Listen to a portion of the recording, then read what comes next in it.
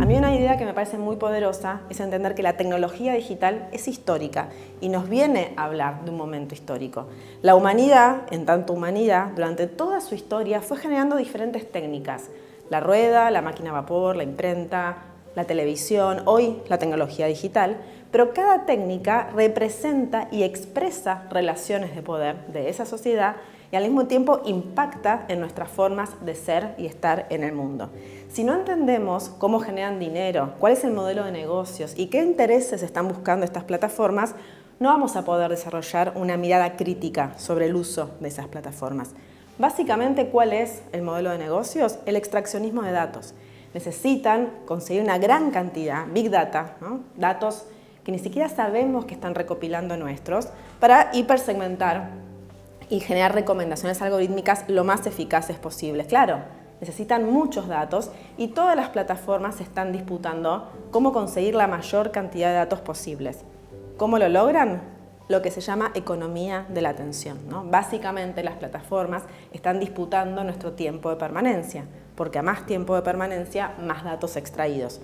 En ese juego aparecen estrategias muy eficaces, que es la que a veces sentimos que nos hacen luchar contra molinos de viento, ¿no? Por eso es tan difícil dejar de lado estas plataformas. Imagino si algún día me encontrara con esas personas que generan las aplicaciones, ¿yo qué le diría? Digo, si me llego a cruzar con alguno de ellos, yo les diría que quizás los felicitaría por los avances en tecnología, porque no es que yo estoy en contra de los avances tecnológicos, pero les diría que se olvidaron de comunicarnos, que pueden generar trastornos del lenguaje, trastornos de la atención, trastornos de la motricidad fina, que generan grandes problemas en la interacción social, que generan problemas en el sueño. Y cuando un niño o una niña tienen problemas en el sueño, uno ya sabe que al otro día va a tener dificultades para aprender, que va a tener trastornos de conducta, incluso pueden generar hiperactividad, ¿no? Entonces, seguiría contándoles que incrementaron de forma drástica los trastornos del neurodesarrollo. Si, por ejemplo, tomamos como ejemplo la condición del espectro autista, aumentan un 400%, ¿no? Los desarrolladores tecnológicos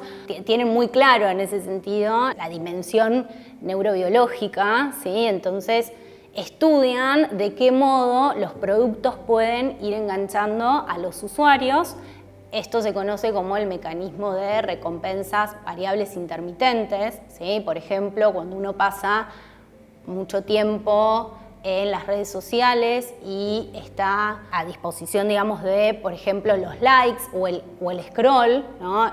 Esos mecanismos van generando una liberación de dopamina, ¿sí? Que generan un circuito de dependencia hacia esa recompensa que puede ser obtener cierta aceptación social, buscar cierto alivio, ¿no? Pero la persona no puede después como encontrar otro modo de regular o de gestionar, por ejemplo, las emociones o las motivaciones que lo llevan al uso de la tecnología. Creo que es fácil caer en conductas compulsivas, lamentablemente, porque los que inventaron las pantallas no lo hicieron para beneficiar a la humanidad, sino para beneficiar su bolsillo.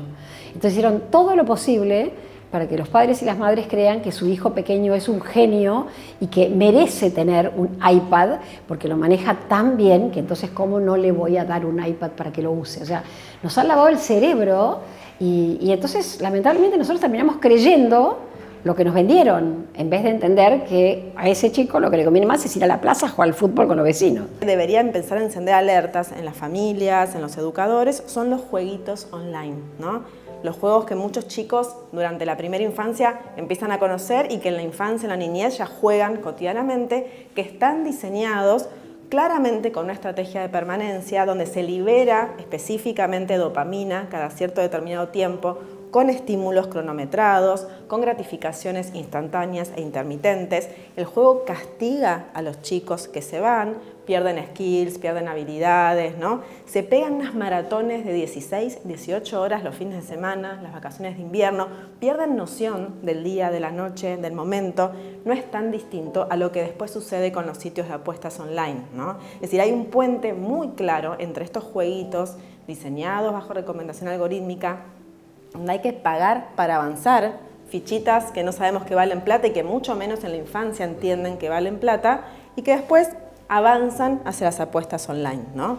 Estos sitios de apuestas online que también, más allá de que ganen, digamos, que sus principales ingresos sean por las apuestas o por el casino y el dinero que ingresamos, claramente también están jugando con nuestro tiempo de permanencia. Por eso, cuando ingresamos podemos apostar en un sitio de apuestas deportivas y sin embargo termina y nos empiezan a aparecer un montón de opciones para que permanezcamos con esta lógica de poder recuperar lo perdido. Después aparecen otro tipo de plataformas. Una que preocupa mucho porque estamos viendo chicos de 8 o 9 años ya ingresando ahí, son las de pornografía, ¿no? Acá aparece algo que creo que hay que prestar atención. A los chicos se les aparece primero la pornografía sin que la busquen y como todavía por su estructura psíquica no pueden procesar, no terminan de entender lo que están viendo, lo tienden a ver a repetición para poder comprenderlo. Esto es preocupante y después sí desarrollan un uso compulsivo o abusivo de la pornografía con consecuencias en la adolescencia, como por ejemplo no querer tener vínculos sexoafectivos por no cumplir esos parámetros, por estímulos supranormales que le quedan del registro de haber consumido pornografía y después una experiencia un poco más terrenal no le satisface. Entonces son diferentes plataformas, pero que todas buscan lo mismo, que es que una vez que entremos nos quedemos más y más tiempo ahí. La tecnología, las pantallas, los juegos, ¿sí? Vamos a empezar por los juegos, tienen un comportamiento progresivo. ¿Qué significa un comportamiento progresivo? Es un comportamiento que va generando a mayor avance del juego. Si alguno de ustedes jugaron, pídanle a sus hijos que les muestre cómo son los juegos, pero seguramente muchos de ustedes van a entender lo que les estoy diciendo. A medida que van avanzando de etapa o de fase, empiezan a pasar dos cosas. Empieza a aumentar el volumen de la música. También empieza a ser mucho más violenta la actividad de las luces. ¿Por qué?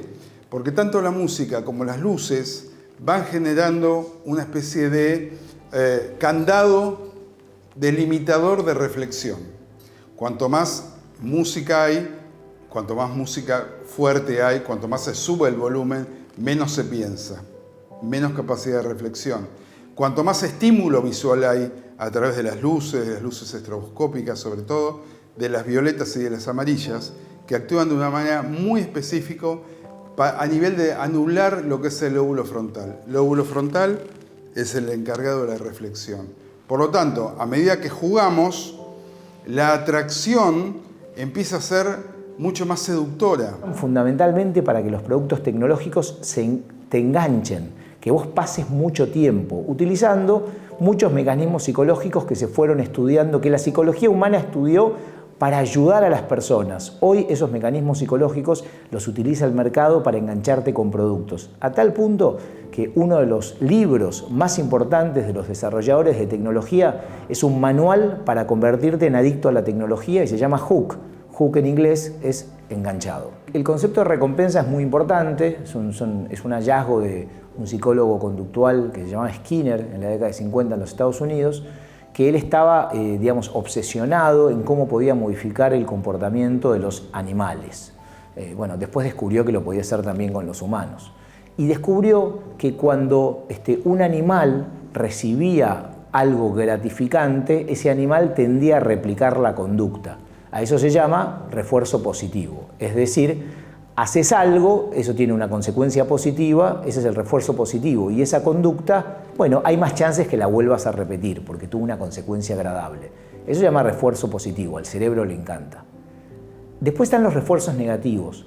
Yo me siento muy triste, hago algo y me alivia. Eso se llama refuerzo negativo. También es muy poderoso. Los refuerzos favorecen que uno desarrolle una conducta.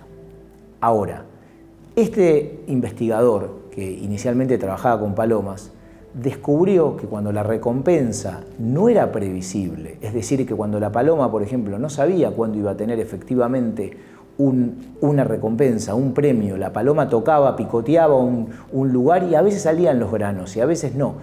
Pero ¿qué es lo que descubrió? Y es un hallazgo fundamental para la psicología conductual, para las ciencias del comportamiento, para la psiquiatría, para las adicciones y para la industria del juego. Descubrió que el cerebro humano no hay nada que le guste más que una recompensa aleatoria intermitente. Es decir, una recompensa positiva, pero cuando no sabes cuándo va a llegar. Esto es Este mecanismo es ni más ni menos que la base del gran éxito y difusión de las redes sociales y ni más ni menos que apenas Skinner lo diseñó, las máquinas tragamonedas aplicaron ese hallazgo que vino de la psicología. Es muy curioso, ¿no? Como la psicología nutre de ideas a la industria del juego.